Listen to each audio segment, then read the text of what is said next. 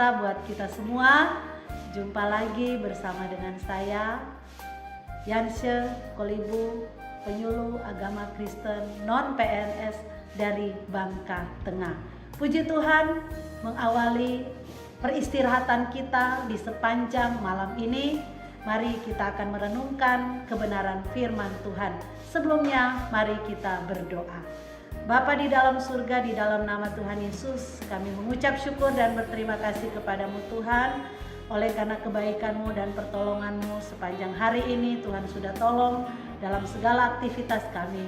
Dan sebelum kami akan beristirahat, kami akan membaca dan merenungkan firman-Mu. Buatlah kami untuk dapat mengerti setiap kebenaran firman Tuhan yang kami baca. Dalam nama Tuhan Yesus kami berdoa. Haleluya. Amin. Puji Tuhan, saudaraku yang kekasih dalam Tuhan Yesus Kristus. Senang sekali malam hari ini kita sudah ditolong oleh Tuhan, kita sudah diberkati oleh Tuhan. Mari kita akan membaca firman Tuhan yang malam hari ini saya ambil di dalam kitab Bilangan pasalnya yang ke-14 ayatnya yang ke-24. Sekali lagi, Bilangan pasalnya yang ke-4 ayatnya yang Bilangan 14 ayat yang ke-24, kita akan baca firman Tuhan ini. Tetapi hambaku Kaleb, karena lain jiwa yang ada padanya, dan ia mengikut aku dengan sepenuhnya, akan kubawa masuk ke negeri yang telah dimasukinya itu, dan keturunannya akan memilikinya. Saudaraku yang kekasih di dalam Tuhan Yesus Kristus, ini adalah merupakan perkataan yang disampaikan oleh Tuhan, ya. Bagaimana Tuhan sendiri memuji keberadaan hidup dari Kaleb.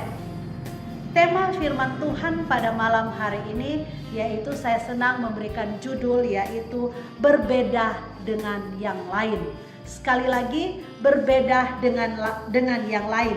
Sebagaimana firman Tuhan mengatakan bahwa tetapi hambaku Kaleb karena lain jiwanya, berarti dia berbeda dengan yang lain. Saudaraku yang kekasih dalam Tuhan Yesus Kristus, Kaleb ini adalah merupakan orang yang dipakai oleh Tuhan, yaitu ketika dia disuruh untuk mengintai negeri Kanaan. Dan pada waktu itu dia memberikan laporan yang sejujurnya menurut pengamatannya. Dan dia memberikan kabar yang positif bersama dengan Yosua. Sehingga saudaraku yang kekasih di dalam Tuhan Yesus Kristus, Tuhan sendiri yang berjanji kepada mereka bahwa Tuhan akan memberikan negeri itu. Dan sebagaimana yang kita ketahui bersama, Yosua dan Kaleb akhirnya mereka bisa menempati atau mereka bisa masuk ke negeri yang dijanjikan oleh Tuhan kepada mereka. Saudaraku yang kekasih di dalam Tuhan Yesus Kristus, hidup di dunia ini tentunya banyak sekali pilihan dan bahkan banyak sekali lika-liku, banyak sekali tantangan yang diperhadapkan kepada kita manusia. Saudaraku yang kekasih di dalam Tuhan Yesus Kristus, tetapi kita melihat di sini bahwa Kaleb sekalipun dia di lingkungan atau banyak orang yang ada di sekelilingnya tidak mempercayai, bahkan firman Tuhan mengatakan bahwa 10 orang pengintai mereka melihat sesuatu yang negatif tentang Kanaan, tetapi Kaleb dia memberikan laporan yang positif.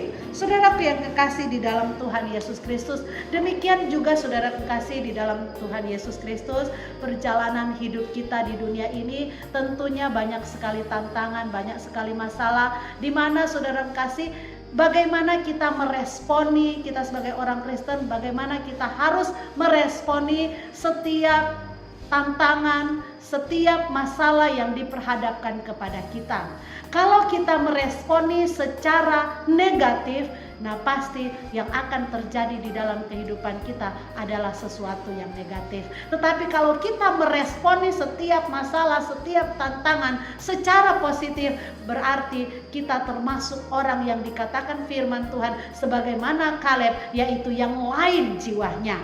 Saudaraku yang kekasih dalam Tuhan Yesus Kristus, Kita melihat pada akhirnya bahwa Kaleb ini karena dia melihat dengan kacamata yang positif dari setiap persoalan, dari setiap masalah yang diperhadapkan kepadanya, maka Tuhan sendiri yang berjanji kepadanya dan dia akhirnya memiliki atau berhasil memasuki tanah Kanaan tersebut. Saudaraku yang kekasih dalam Tuhan Yesus Kristus, perjalanan hidup kita sebagai orang yang percaya kepada Tuhan, selama kita masih hidup di dunia ini, pasti kita akan diperhadapkan dengan tantangan. Tetapi bagaimana kita meresponi hal tersebut dengan bersikap yang positif, yaitu kita harus meyakini bahwa Tuhan yang sudah berjanji kepada kita, Tuhan yang memanggil kita, Tuhan yang menyelamatkan kehidupan kita, berarti Tuhan pasti akan menolong kita, Tuhan pasti akan menyertai kita,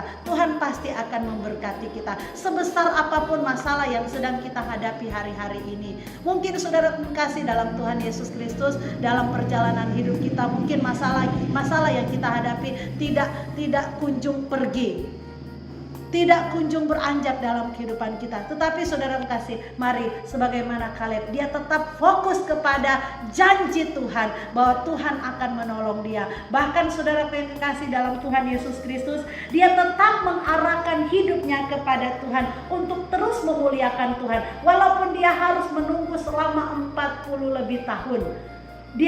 Untuk dia mendapatkan janji Tuhan, dia terus mengarahkan hidupnya untuk memuliakan Tuhan. Sekalipun dia diperhadapkan dengan banyak tantangan, sekalipun dia diperhadapkan dengan banyak persoalan hidup, dia terus fokus untuk mengarahkan pandangannya untuk selalu memuliakan Tuhan. Dia terus berpegang kepada janji Tuhan. Dia terus berpegang kepada apa yang Tuhan katakan kepadanya.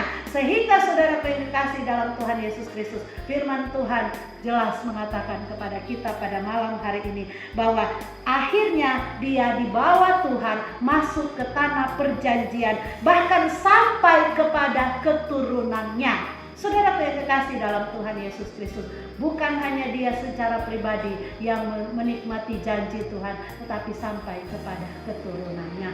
Kita pun saudara yang kekasih dalam Tuhan Yesus Kristus tentunya menginginkan hal ini terjadi dalam hidup kita, bahwa Tuhan akan memberkati bukan hanya kita saja, tetapi keturunan kita juga akan diberkati oleh Tuhan.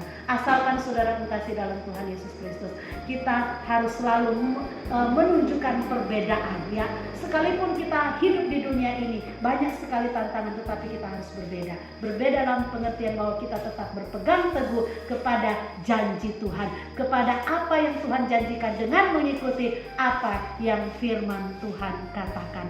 Tetaplah berpegang kepada kebenaran firman Tuhan, tetaplah berpegang kepada janji Tuhan, maka kita akan menikmati apa yang dijanjikan oleh Tuhan. Bukan hanya kita saja, tetapi keturunan kita juga akan diberkati oleh Tuhan. Sekalipun orang mengatakan bahwa kita lain, sekalipun mungkin orang lain mengatakan bahwa kita ini berbeda, tetapi saudara kasih, kita harus pegang kepada janji Tuhan ini. Puji akan nama Tuhan, demikian firman Tuhan buat kita malam hari ini. Mari kita berdoa. Terpujilah Engkau Tuhan Yesus, Bapa yang baik, Bapa yang mengasihi kami. Kami mengucap syukur buat kebenaran firman Tuhan yang kami boleh dengar dan nikmati pada malam hari ini. Bagaimana kami harus menunjukkan perbedaan, sekalipun mungkin di sekeliling kami mengejek kami, menekan kami, tetapi kami tetap harus berpegang teguh kepada janji Tuhan dan melakukan kebenaran firman Tuhan. Mampukan kami Tuhan untuk dapat menjadi pelaku firman Tuhan yang hidup, dan biarlah dalam kehidupan kami akan selalu fokus untuk memuliakan Tuhan. Terima kasih Tuhan, kami mengucap syukur dan kami akan beristirahat. Biarlah firman Tuhan yang akan menuntun hati dan pikiran kami, sehingga kami akan beristirahat dengan tenang malam hari ini. Hanya di dalam nama Tuhan Yesus kami berdoa dan bersyukur. Haleluya, haleluya, amin. Puji akan nama Tuhan. Demikian firman Tuhan, dan shalom, selamat beristirahat.